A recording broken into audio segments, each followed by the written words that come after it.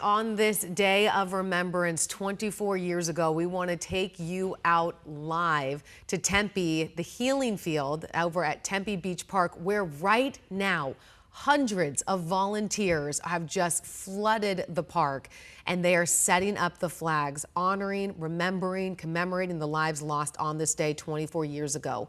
Close to 3,000 flags will be put up. And look at that, all of these, some of them young kids who may not have even been alive when this happened.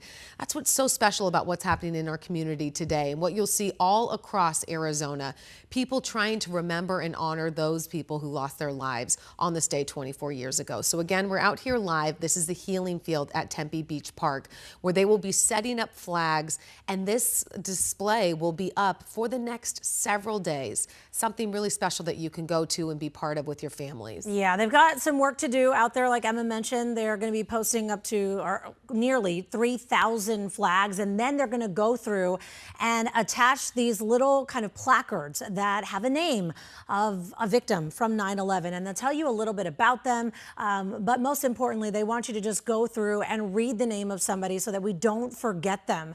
Now, they will be doing also a moment of silence. It looks like that may be what is going on right now. They want to commemorate the moment the first plane hit the first tower in New York, and that was at 5:46 Arizona time, so 8:46 in New York Eastern time there. And so it looks like they're just given a moment here. They do have a lot of work, but they're hoping that you're going to go out there, because this will be up for at least a few days. So if you can't make it out there today, which they're hoping you will, that you still have a chance the next couple of days to get out there and just take a moment to honor the victims of 9/11. Gosh, it's so special to see. I mean, how young some of those people are who are out there this morning, who are, you know, even though maybe they weren't around for when this happened, they're still trying to do their best to honor those who lost their lives on this day.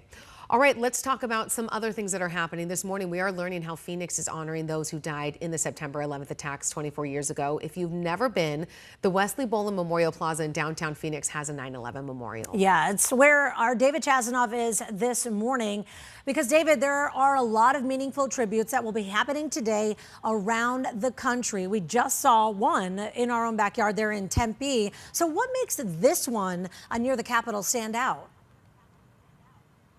Allison and Emma, good morning. So it uses sunlight to send a message. We wish we could show you right now, but the park is closed before sunrise. But it is that circular steel canopy just behind me, though it does have inscribed messages on the memorial, from words and headlines, from news interviews and things like that. And Eddie Jones tells me he helped put this idea together about 19 years ago. The brief was to design a memorial that would be an educational tool and that would represent the emotions of Arizonans. You know, it wasn't meant to compete with Ground Zero memorials or any other memorials. This was specifically unique to our place.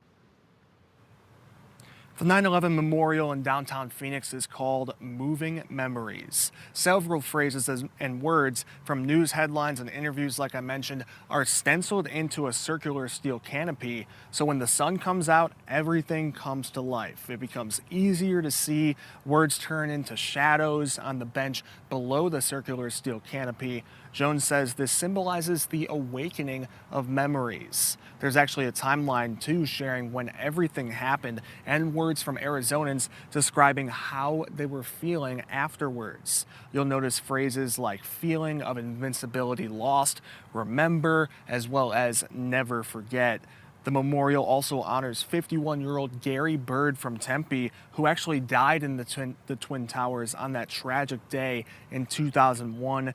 Jones says among all the words and phrases at Moving Memories, he has a favorite. My favorite one is the word peace. And one time I saw a little girl hold peace made with light in the palm of her hands. I knew we had been successful when that happened. Yeah, it's truly a touching story there. So this memorial has a pedestal inside that actually has rubble from the Pentagon attack in Virginia. And later on in the show, we'll be explaining how he says this memorial is just like a classroom. We're live in Phoenix. David Chazanoff, 12 News, Today AZ.